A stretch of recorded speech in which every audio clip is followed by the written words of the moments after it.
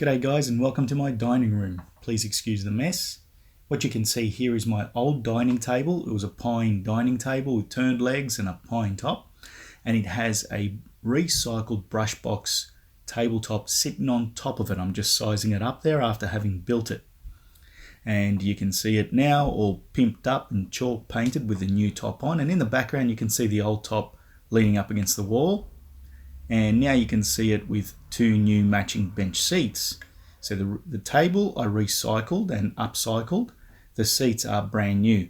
In this video we'll see part one of how I made those seats, just the frames and the legs and the painting process. And in part two we'll see how I made the top from the recycled brush box. Right, so what we have here are some turned chair legs that I bought from Hammersmith. Now I'm just having to cut them down by 25mm. Because these are coffee table legs and they're a little bit too tall for a chair.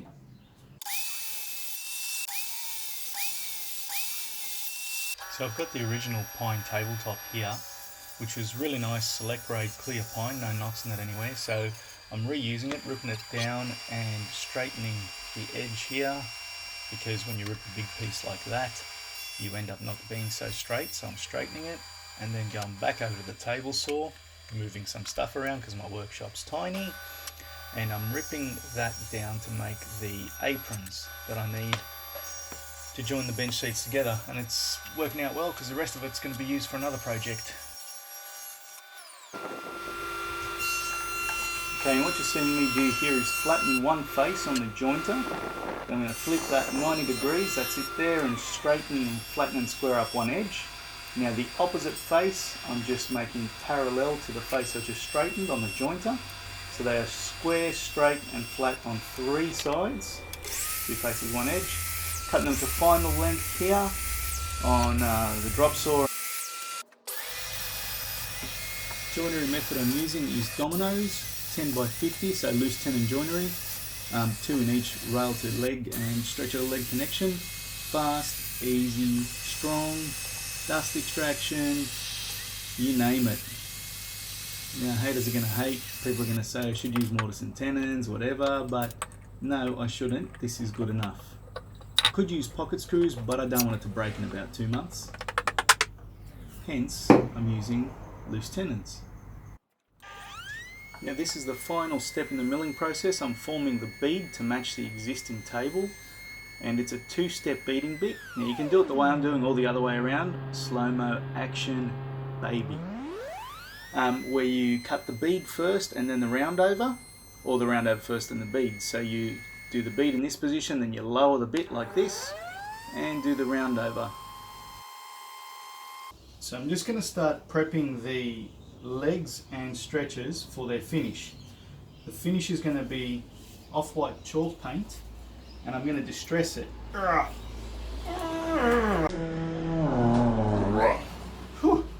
Now to distress it, we need a darker colour underneath. So what I'll be doing is I'll be staining these with black Japan before I put them together. The stain doesn't affect its ability to glue, but paint or varnish would. And then when I paint it, I'm just going to sand it on the edges and stuff, and the black's going to show through underneath, and it's going to look really cool. But I do have to say, people, that I often see, especially on YouTube, people making projects and staining the wood like I'm doing now and calling that a finish. Guys and girls, staining is not finishing. Staining is step one of about 3. All you're doing is changing the colour of the wood, but you're not actually putting a coating of any sort on it. Seriously now. We don't have to get it everywhere, we don't have to be precise. All we've got to do really is just get every leading edge and corner, like these edges here and here, and maybe some on the bulb here, because they're the areas that are going to come up straight away when we sand it after it's been painted. Whereas these flat spots, like what I'm wasting my time on now, is going to sort of take ages of sanding to reveal what's underneath, so we kind of just don't bother with it.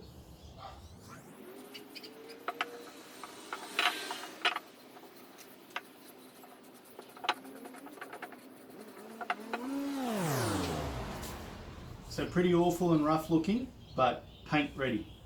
One last thing we want to do to give it that traditional farmhouse look, we need to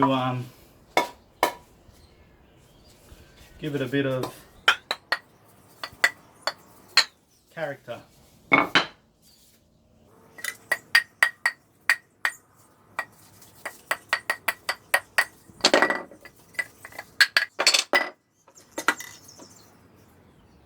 That's patina.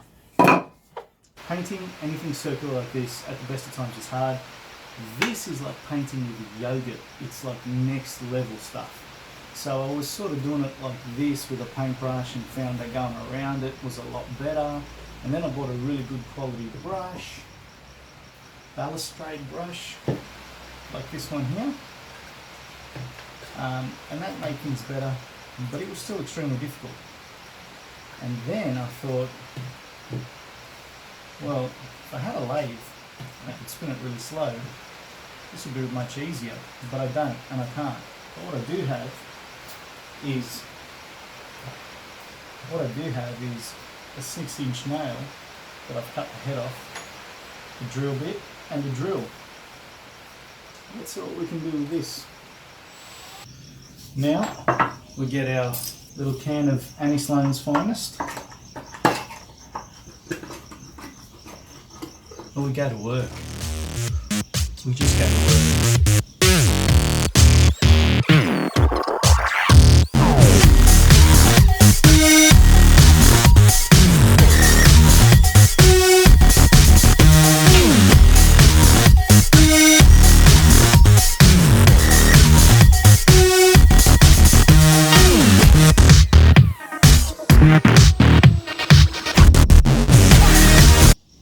So easy. I could do this all day.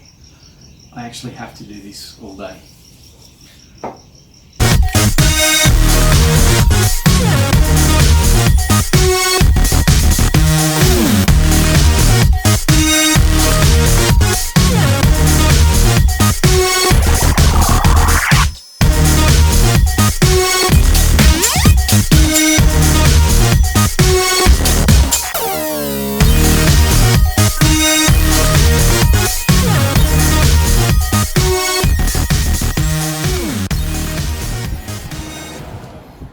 I think it's kind of poetic that the old tabletop would be what I'm using as the flatten to glue on.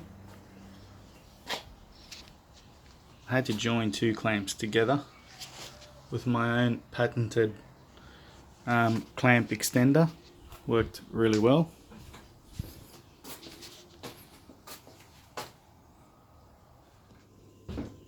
Thank you so much for watching. Don't like that bit. I'll upload the rest of it. Excuse me for a time.